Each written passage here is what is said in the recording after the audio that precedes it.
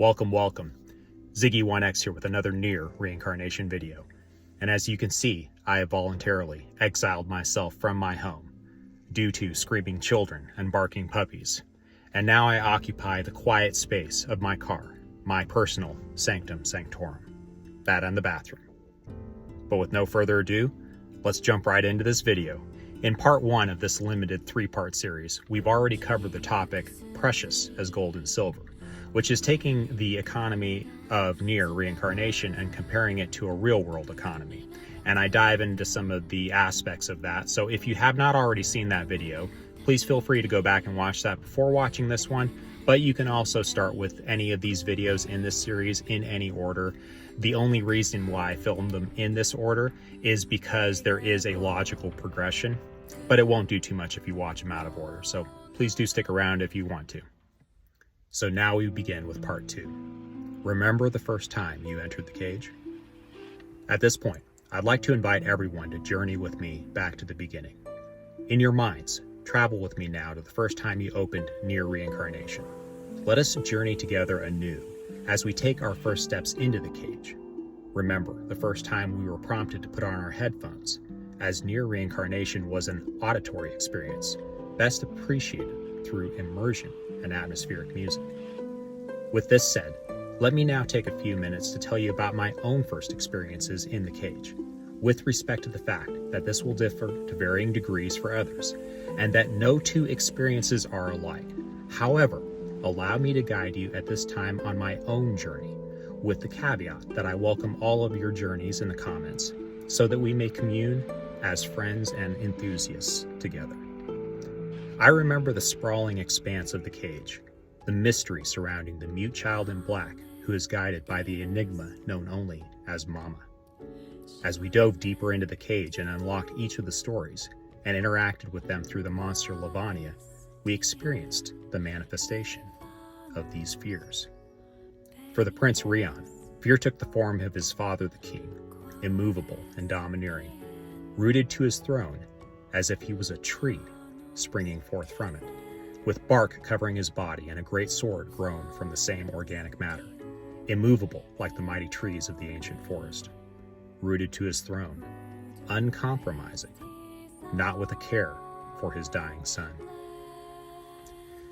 In another place, in another time, a lone man lies dying atop a mountain after falling from a perilous height, trapped within the prison of his own fever dream. It is at this time that Argo is confronted by the thing he fears most: responsibility. This would rob him of the freedoms he had always pursued. This fear would take the form of his wife as a resentful witch, and his partially born son emerging in grotesque fashion from beneath the witch's skirts. The great tragedy of Argo would be that his fears are replaced by longing for his family. These he would leave behind in death, a daughter he loved but could never adequately show his love towards, a deeply flawed man who is in his final moments realizing what matters most in the world. The apparition faded, longing replaced it. Then, only the perfect silence of falling snow and a solitary form slowly being buried by it. For the prisoners, it is the officer bound hand and foot by the flowers, every action guided by an uncompromising will to destroy these monstrous predators.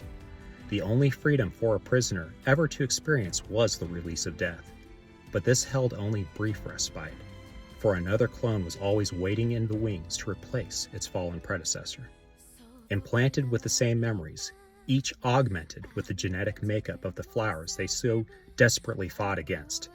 Like the bound officer, these prisoners are chained to an eternal cycle of killing and death, enslaved by the vengeful will of their creator. It is here that we are also introduced to the beautifully rendered characters and models, and the fluid combat. The marriage of music, movement, and visceral energy are still something I have not tired of. With the combat came the mechanics. Each of us explored how best to utilize these characters in combat, how best to leverage weapons, memoirs, and the timing of abilities, and the behavior of the foes we encountered. We were also given favorite characters from other Yoko Taro games, in the form of NieR, Drakengard, and Automata.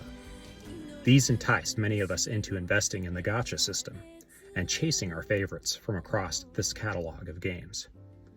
As we explored different elements of the game and unlocked the potential of each of the characters, we were treated to more insights into these. This is, at its heart, a narratively driven game, and as I noted in part 1, the story has been given room to breathe. We, all of us, are encouraged to seek out the details on our own, and slowly, ever so slowly, we come to a more complete understanding. Line upon line, precept upon precept, here a little, there a little, and now we come to the heart of it. While it was the title of NieR that brought us all here to begin with, it was all of these pieces of a whole that kept us coming back for more. With this foundation laid, it becomes critical to move forward with clear goals and steady progression. As I was taught back in my days as a distance runner, find a good pace and stick with it. So now, all this being said, let's introduce the theme of part 2 of this video series, and this is consistency. With this in mind, allow me to make some suggestions to help the developers along. Because this is an online game with additions in the form of regular content, new player content, and limited events, there must be a means of reliable and consistent communication, as well as planned and regularly updated schedules from the development team to the players. This means that prior to every new content drop on a weekly basis, the devs must update the players by means of in-game news as well as on social media. Having a player-facing social media video presence is an excellent way to disseminate news while giving a human face to an otherwise faceless corporation. The sophisticated letters, or the sporadic letters, they are sophisticated but they are sporadic, from the producer is not enough. The rare roadmaps, they are not enough either. Players need to feel a connection, and adding a personal element that involves the community in real time is an excellent way to accomplish this. The lack of consistency and communication is tantamount to metastasizing tumors upon the health of this game. These regular updates should include, at minimum, planned events for the upcoming week, crossover events, limited events, new costumes and weapons, raid-up events, etc. Additionally, these event schedules may include total gem rewards up front. If there is a planned rerun of an event, then unlocking all the levels, on all difficulties, for all the players, both new and returning. Or to be put more bluntly, the gems are one of the 2 essential parts of the economy of this game. It is how the game is monetized, but it is also how the players are allowed to pursue new costumes, characters, and unlock the maximum potential of each of these.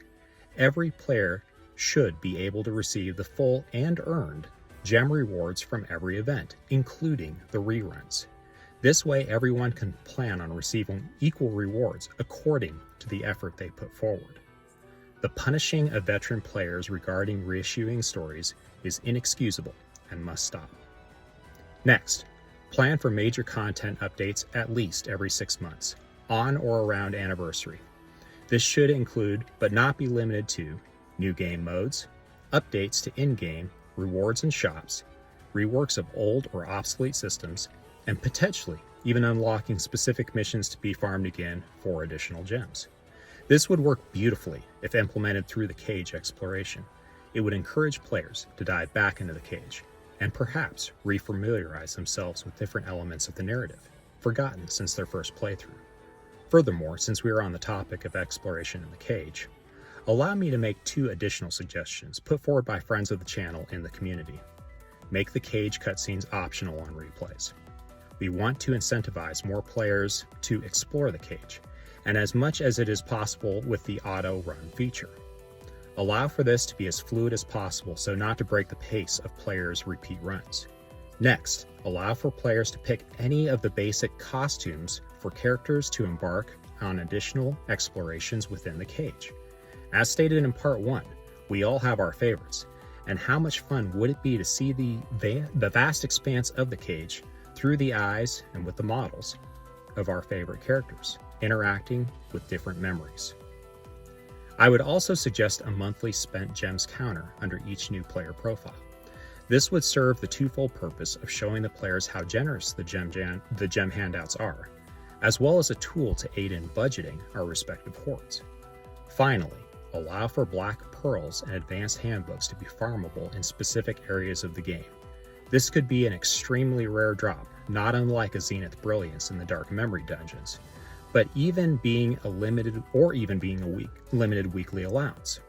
But this will add another thing for veteran players to utilize our exhaustive reserves of energy restores upon. And we've been hoarding these away for over a year now, so we would give good use to these. Finally, spice up the monotony of the daily grind a little by implementing a unique and clever once daily challenge that could be the source of a set number of gems or other useful and otherwise difficult to obtain rewards. Something as simple as tapping Mama 100 times, or even fighting a dungeon boss with Argo wielding a fist in the party.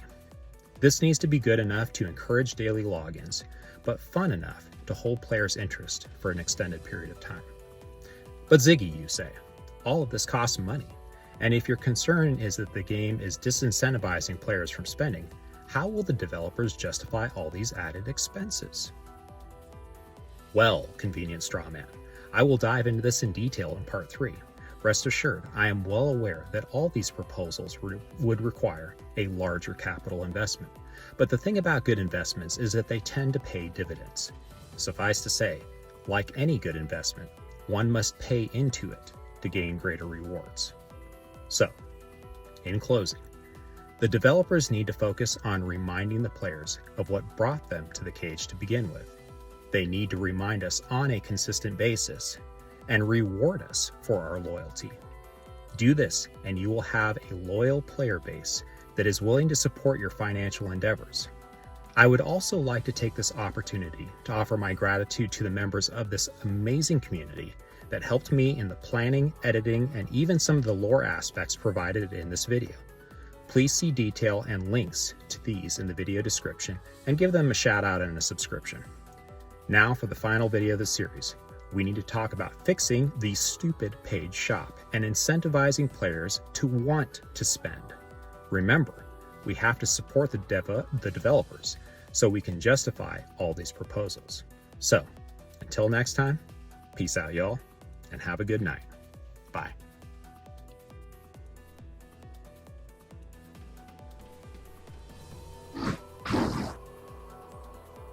Yes, my good sir. How may I help? Please proceed down this path, Master Lavania.